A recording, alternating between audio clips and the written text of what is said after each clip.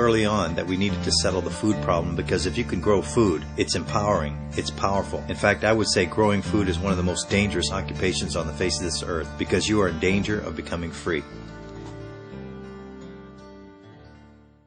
The trail is dark and dusty.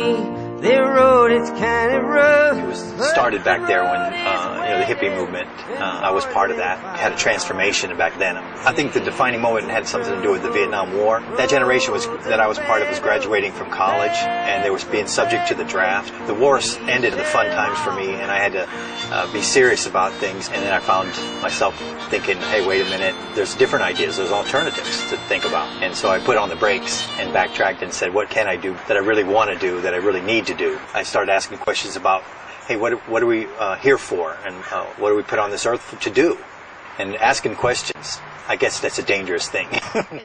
Today, agriculture is going far beyond nature to produce new miracles. 2001, when we found out that genetically modified food had entered the food supply, I said, you did what? To me? To my food? To my children? And as soon as I knew that they had attacked my children with this foreign stuff, I got mad and I said I had to stop this once and for all, because we were just fiddling around. This was a seminal moment that I said I'm not going to take this any longer.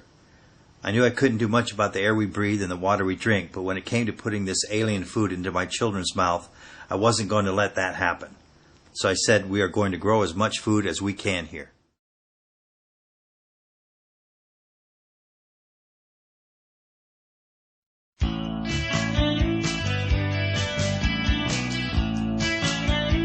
Our family home, and we've turned it into a homestead, and because it's in the city of Pasadena, surrounded by all the urban development, we call it an urban homestead. We have a major street. We're right by Old Town Pasadena. Another freeway comes through here, so we're smack dab between two freeways. We're on 1/5 of an acre here, but 1/10 is cultivated. So our property is 66 by 132.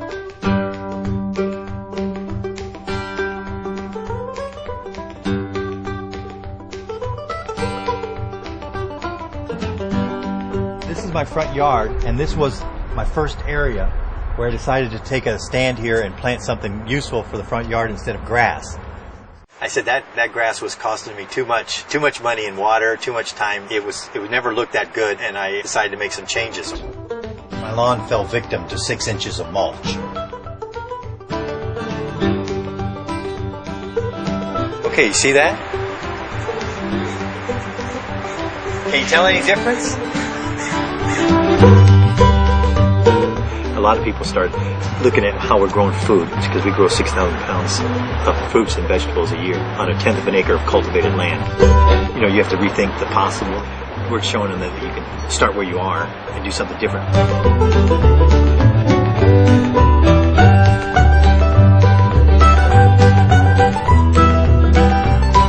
Depending on the season, we would say we can get up to 80% of our vegetarian diet grown on our property in the summertime. In the wintertime, we go back to about 50 to 60%.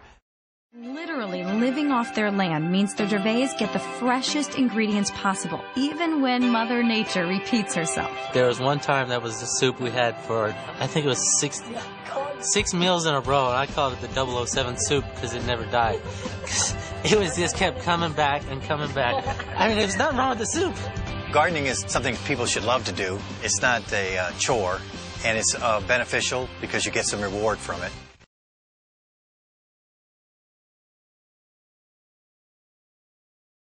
They say the average salad travels 1,400 miles to get to the table.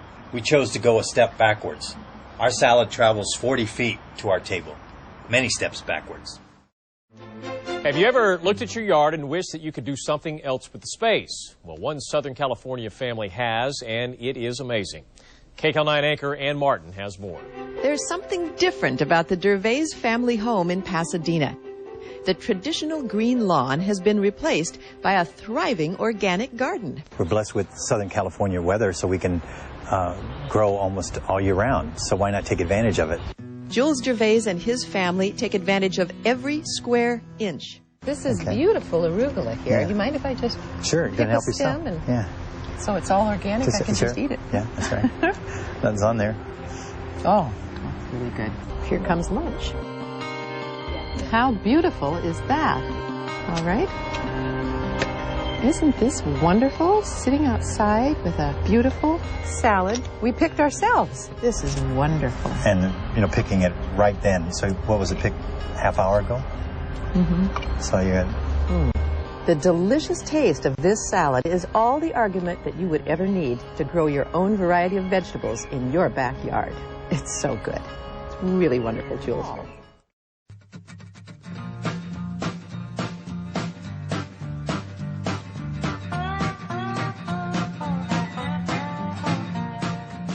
People have been doing this for a long time, and they used to plant victory gardens in World War II. It went out of style when we could get produce from all around the world.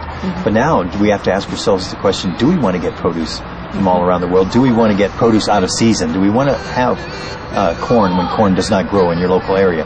So just making that choice of buying in season, you're making a conscious choice to say, no, that food has got to be grown in this area or in this climate zone, and you're not going to get it from some other country, another part of the world. You're choosing to eat where you live, and that choice can make a big difference.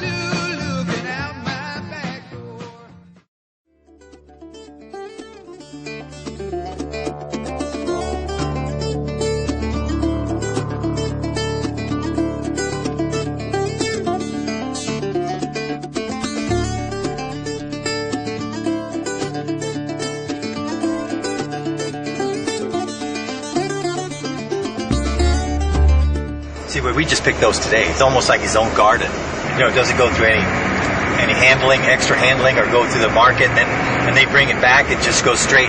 It's a direct route.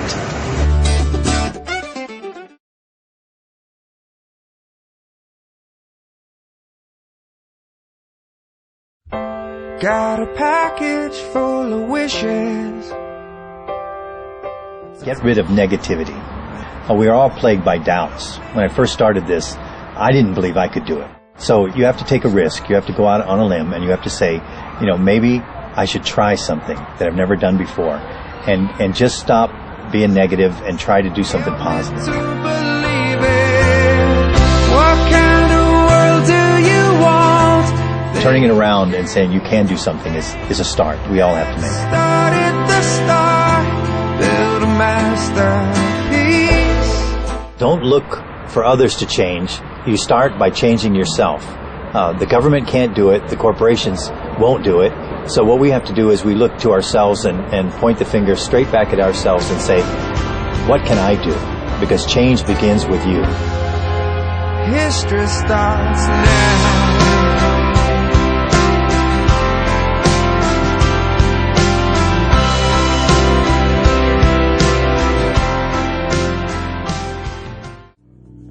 Passion takes on a purpose.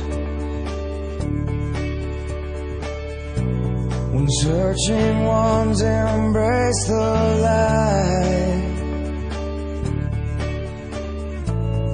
you'll know it's here. When the lost find a name they're believing in, and they're falling you back onto their feet.